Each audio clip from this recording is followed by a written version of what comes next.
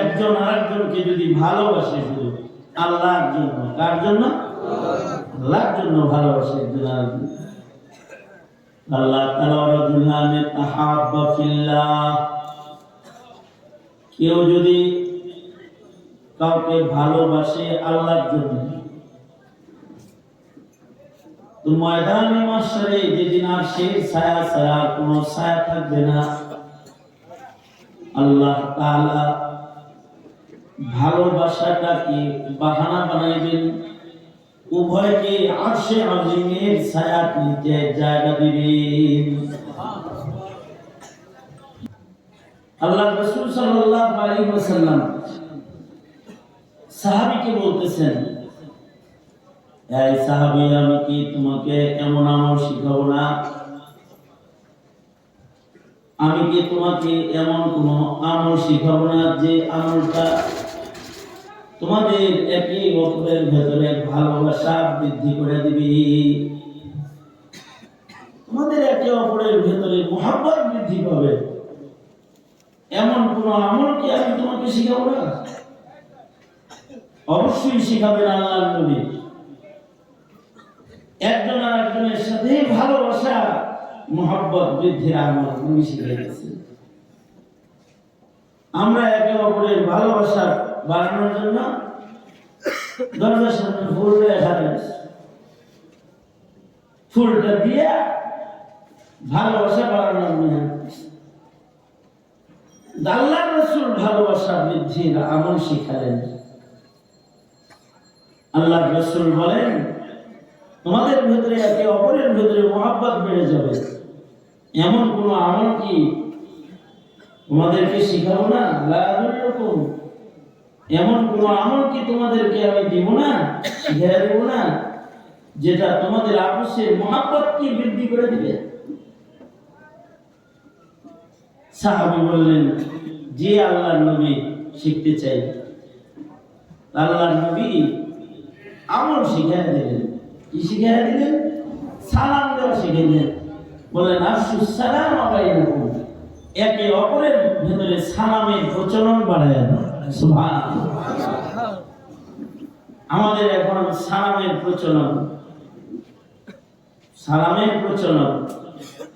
এটা ধীরে ধীরে কমে গেছে, অথচ সালাম দেওয়ার উপকরণ বেড়ে গেছে। আগে সালাম দেওয়ার জন্য কাছে যাইতে হতো, আর এখন সালাম বাংলাদেশে বসে বসে আমেরিকায় দেওয়া যায়। মেসেজ পাঠাই দিয়েছে, আসসালামু আলাইকুম, চলে গেছে সেকেন্ডের ভিতরে। সালামটা সিন করছে কিনা তাও এখানে বসে আবার দেখা যাচ্ছে, সালাম সিন করছে, কিন্তু দেখছে, কিন্তু কোনো উত্তর দিল না। এখন তো দূর থেকে সালাম পৌঁছানো যায়, দূরের মানুষ এখন কাছের হয়ে গেছে প্রযুক্তির কারণে। একজন আরেকজনকে ভিডিও কলের মাধ্যমে দেখে বলতেছে, কাছাকাছি চলে আসছে। পৃথিবীর এক প্রান্ত হতে আর এক প্রান্তে মানুষ সেকেন্ডের মধ্যে ভিডিও কলে আমনা সামনা হয়ে গেছে।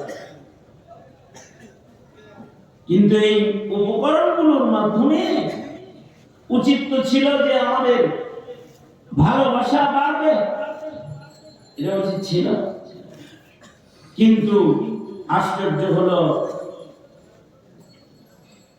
এই নেটওয়ার্ক আর মিডিয়া যত শক্তিশালী হয়েছে, মুসলমানের ভেতরে দূরত্ব মনে হয় যেন আরো বেশি বেড়ে গেছে। এক সময় মানুষের কানে কানে কানে কানে খবর আসতো আমাদের কাছে, ফিলিস্তিনে এই ঘটতেছে, কাশ্মীরে এই ঘটতেছে, আর এখন নির্যাতনের লাইভ দেখতেছে মানুষ। কিন্তু মহব্বত নেই, মহব্বত কমে গেছে, একে অপরের প্রতি ভালোবাসা নষ্ট হয়ে গেছে। অথচ একজন আরেকজনকে যদি ভালোবাসে শুধু আল্লাহর জন্য, কার জন্য? আল্লাহর জন্য ভালোবাসে একজন আরেকজন। আল্লাহ তাআলা রাজুলানে তাহাব্বা ফিল্লাহ, কেউ যদি কাউকে ভালোবাসে আল্লাহর জন্য, তো ময়দানে মাশরে যেদিন আরশের ছায়া ছাড়া কোনো ছায়া থাকবে না, আল্লাহ তাআলা ভালোবাসাটাকে বাহানা বানাইবেন, উভয়কে আরশে আজিমের ছায়ার নিচে জায়গা দিবেন।